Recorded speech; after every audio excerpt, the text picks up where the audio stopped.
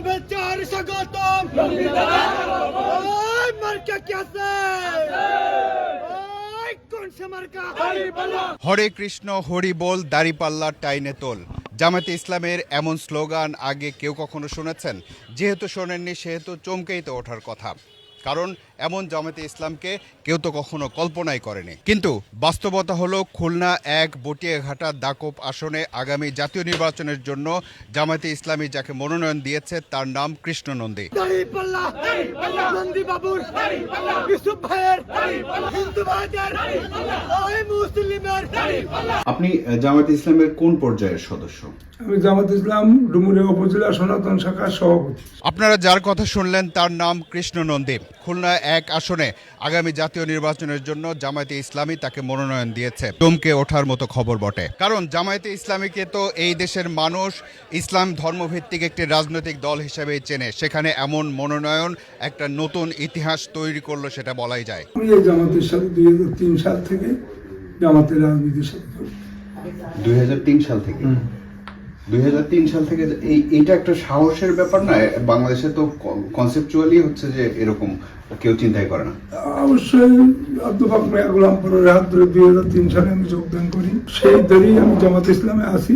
আর 5ই আগস্টের পরের থেকে, মানে জামাত ইসলাম যখন নিষ্ক্রিয় করে দিয়েছিল আওয়ামী লীগ সরকার, তারপরে 5ই আগস্টের পরের থেকে আমরা এই দল সক্রিয় হই, মানে রাজনীতিতে সরগরম হই। 2003 সালে আপনি যখন জামাতে যোগ দিলেন, এই যোগ দেওয়ার প্রক্রিয়াটা কেমন ছিল? প্রক্রিয়াটা অধ্যাপক মিয়া গোলাম পরের হাত ধরে 1001 টাকা দিয়ে 1000 টাকা দিয়ে তাদের হলো ফর্ম পূরণ করে জামাত ইসলামে যোগদান। জামায়াতে ইসলামী কি তাহলে নিজেদেরকে এক ধর্মভিত্তিক রাজনৈতিক দলের ভাবমূর্তি থেকে বের করে আনছে?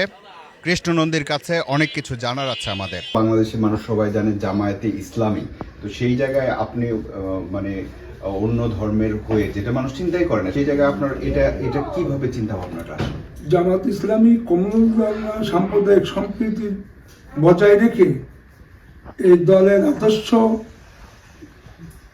থেকে যে হিন্দু মুসলমান বৌদ্ধ খ্রিস্টান কোনো ভেদাভেদ নেই, তাই জামাত ইসলামের প্রার্থী করেছে, হিন্দু প্রার্থী আমাকে করেছে, আরও অন্য আসন থেকেও করবে, এখানে আরও মহিলারাও আসবে। জামাত ইসলাম এখন অন্যভাবে চলছে। এখন জামাতে ইসলামকে আপনি কিভাবে দেখছেন? এখন জামাত ইসলামে দেখছি যে জামাত ইসলাম একটা আদর্শিক দল, নীতি আদর্শ নিয়ে চলে। সেই জন্য জামাত ইসলাম এখন হিন্দু মুসলিম কোনো ভেদাভেদ নেই, সবাই কাঁধে কাঁধ মিলিয়ে কাজ করতে পারবে জামাত ইসলামে। সেই জন্যই জামাত ইসলাম। কৃষ্ণ নন্দীর এই মনোনয়নের মাধ্যমে জামায়াতে ইসলামী শুধু তার চিরচেনা চরিত্র থেকে বেরিয়ে আসার আভাসই দিল না, বরং বলা যায় পুরোপুরি বেরিয়ে এলো। কারণ জামায়াতের যে নীতি আদর্শ আর ভাবমূর্তির সাথে এই দেশের মানুষ পরিচিত, এই মনোনয়ন একেবারে তার বিপরীত। আপনি যে বলছেন এখন জামায়াতে ইসলাম অন্যরকম হয়ে গেছে, এই পরিবর্তনটা আপনি কবে থেকে দেখতে পাচ্ছেন? 5ই আগস্টের পরের থেকে জামাত ইসলাম সক্রিয় হয়েছে। কৃষ্ণ নন্দী যখন খুলনা 1 আসনে জামায়াতে ইসলামের মনোনয়ন পেলেন, তখন সেটা জেনে সারা দেশের মানুষই চমকে উঠেছে।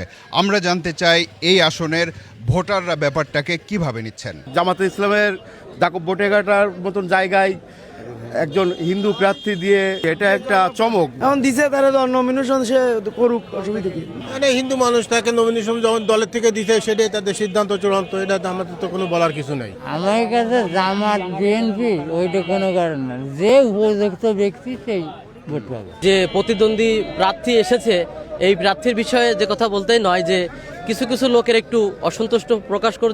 আপনি নমিনেশন চেয়েছিলেন? নমিনেশন আমি চেয়েছিলাম না, তারা বললো দাদা নির্বাচন করতে হবে। আমি বললাম ঠিক আছে, আপনারা দলের সিদ্ধান্ত নিলে আমি সেটা করব। কিন্তু তারা যখন নির্বাচন করতে বললো, এটাতে আপনি অবাক হননি?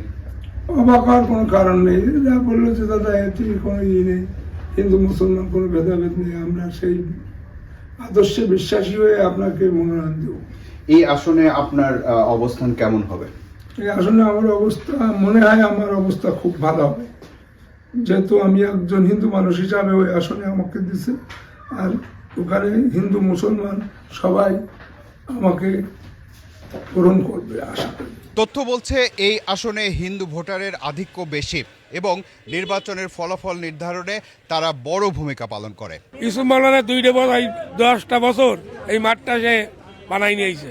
হুট করে যে ইউসুফ নন্দীর বাবুরে দেবে এটা আমরা কোনোদিন আদৌ স্বপ্ন করিনি। হিন্দু ভোটার বই এখন সমান মুসলিম ভোটার বাড়িছে। দুই থানা মিলে হিন্দু ভোটার বেশি আছে।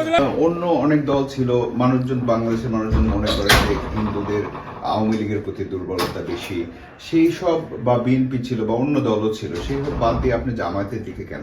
জামাত ইসলাম যেহেতু সঠিক পথে আছে, সত্যের পথে আছে, ন্যায়ের পথে আছে, তাই জামাত ইসলাম করে। জামাত ইসলাম চাঁদাবাজি করে না, সন্ত্রাসী করে না, দুর্নীতি করে না, তাই জামাত ইসলাম। হিন্দু কমিউনিটি আপনাকে কিভাবে, এইটা তারা কি আনন্দিত না শকড হয়েছে? তারা আনন্দিত, সবাই আমি স্বতঃস্ফূর্ত সারা পাচ্ছি। সাধারণ মানুষ বলতেছে যে এটা একটা খেলা, যে জামাত ইসলাম আরো ভুল কাজ করছে। আগে যে ভোট পাতো সে ভোট আর কমে গেছে। হরে কৃষ্ণ হরি বল দাড়িপাল্লা টাইনে তোল। মদের বোতল আর মহিলা আছে, এই দেখেন আরো আছে। এই যে প্রতিদ্বন্দ্বিতা থাকবে, অনেক কথাবার্তাও থাকবে, এটা নিয়ে কোনো কিছু না। প্রতিদ্বন্দ্বীরা মাঠে খেলা হবে, সেই খেলা থেকেও মনে হয় আমি বিজয় হয়ে চলে আসতে। কৃষ্ণ নন্দীর এই মনোনয়ন জামায়াতে ইসলামের শুধু এক ধর্মভিত্তিক রাজনৈতিক দলের ভাবমূর্তি থেকে নিজেদেরকে বের করে আনার বড় পদক্ষেপই নয়, এর পাশাপাশি যে আসন থেকে তাকে মনোনয়ন দেওয়া হয়েছে সেখানে ভোটের রাজনীতির একটা বড় হিসাব নিকাশও আছে। আপনার হিন্দু কমিউনিটির আরো কারা, মানে কেমন রেসপন্স, যে তারা জামাতের সাথে যোগ দিবে কিনা বা যোগ দিচ্ছে কিনা? হ্যাঁ, জামাতের সাথে যোগ দিচ্ছে তো হিন্দুরা, ধরে ধরে যোগ দিচ্ছে। কৃষ্ণ নন্দীকে মনোনয়ন দেওয়ার মাধ্যমে জামায়াতে ইসলামী তাদের এক চালে অনেকগুলো কৌশল প্রয়োগ করেছে বলে মনে করছেন স্থানীয়রা। মঞ্জুরুল করিম, প্রবাস কথা, বটিয়াঘাটা, খুলনা।